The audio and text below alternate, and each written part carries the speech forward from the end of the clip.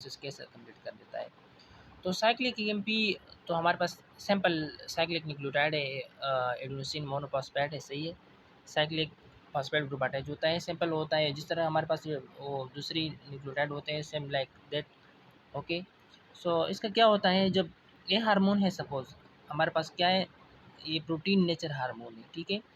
ये protein nature hormone है, ये आकर यहाँ पर क्या होता है, जो रिसेप्टर होता है जो कि सेल मेम्ब्रेन की सरफेस पे होता है उसके साथ अटैच होता है, ठीक है। तो ये क्या कर देता है, ये हमारे पास रिसेप्टर है, सपोज ये रिसेप्टर है, हार्मोन इसके साथ अटैच हुआ, तो इसकी अटैच होने से क्या होता है, हमारे पास इस क्लोज टू सेल मेम्ब्रेन हमारे पास प्रोटीन होते हैं। कौन से प्रोटीन होते हैं, जी प्रोटीन होते हैं, सही है। जी अल्फा, जी बीटा और जी गामा।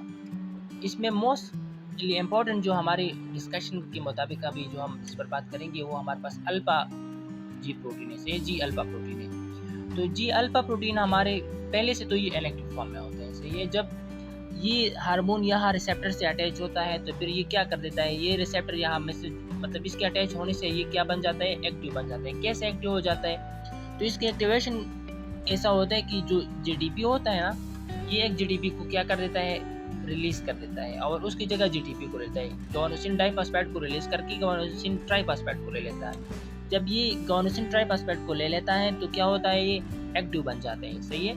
अब ये जी अल्फा जो है ये इन दो बाकी से अलग हो जाएगा, बीटा और गामा से क्या हो जाएगा, अलग हो जाएगा। और ये क्या करेगा, सिग्नल पास करेगा, यह अटैच आकर हमारे पास एक एंजाइम होता है, एक प्रोटीन होता है जिसको हम एडेनाइल साइक्लेज कहते हैं, जो कि इंपॉर्टेंट रोल प्ले करता है साइक्लिक ईएमपी को बनाने में। सही है। किस तरह करता है, ये हमारे पास जो एटीपी होता है ना, जो एटीपी होता है ये एडेनाइल साइक्लेज को कौन एक्टिव करता है, ये हमारे पास जी अल्फा, समझे ना।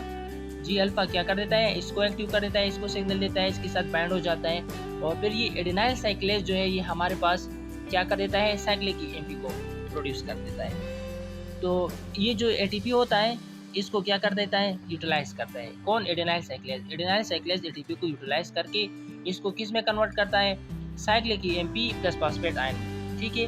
अब ये साइक्लिक ईएमपी जो है ये हमारे पास क्या है, ये हमारे पास सीक्वेंस मैसेंजर है। सीक्वेंस मैसेंजर की तरह ये क्या करेगा, एक्ट करेगा, समझे।